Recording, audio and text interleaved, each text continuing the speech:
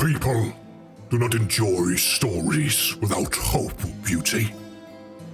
They often do not enjoy them at all. They wish to see the sinner saved, and to bring the prostitute to the cloister, and to offer a lost soul a light for the future. Now imagine a street awash with misery in water deep. Here you see an orphan trail along the cobblestones, searching for pennies. He sees a glint of light, and he gains a fading hope for sustenance. But here is only iron and only buttons. No brass and no silver. Voice cold, shaking hands to clench. He wished that he could follow the doll children into church, where there are such beautiful vespers, and where the leather-faced men they smile and pay handsomely. But he is too manly, and he is too vile, they say. One might pity this lost child of innocence. Get out, mutant! But this is not one. He is loathsome. Not a child and not a man. Just a trailing shadow in the street. Being hideous is a curse that steals away any chance to feature in a story. A maggoty, ugly boy will be ignored in the street, will never be given a chance encounter.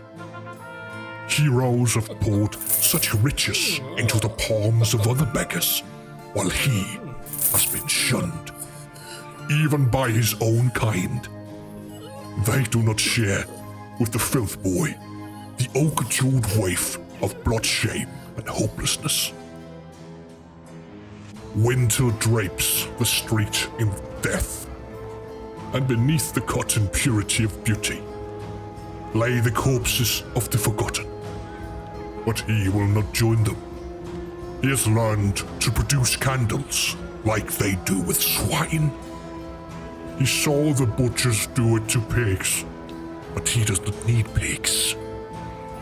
Then the day comes when a stone ascends from boat to weapon, and with foisted rage is brought low upon the scope of one he hates.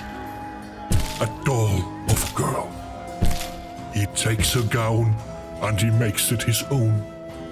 And in his secret dreams, he is beloved and beautiful and not an odious monstrosity. But he is not this girl. He is a murderer with large, clumsy hands. And those that are born weaker than he suffer rightfully, just as he suffered for being uglier than they. Wealth is born from provident violence, but not even the prospect of silver can earn him affection. And the ladies of the night are afeard of him. They think him grotesque, and so he is. A thing that should have died, but a thing that survived. An ugly story, down the path of corruption that was not of his own choosing. He takes what he desires, for such is the world, and years flow by in blood-curdled memory. And though the path is dark, he must not wait, for apotheosis awaits. And wherever there is power, there is a need for violent men. And so he is finally adopted, a bedeviled man of art, his salvation and damnation. He plays his part against those that would refuse to play theirs. And so, throughout his life, he enjoys the theatre and its pantomime parody of truth. Here, nothing is real, yet more real than any perceived reality. Emotions and stories dwell with him. They manifest as surely as any limb.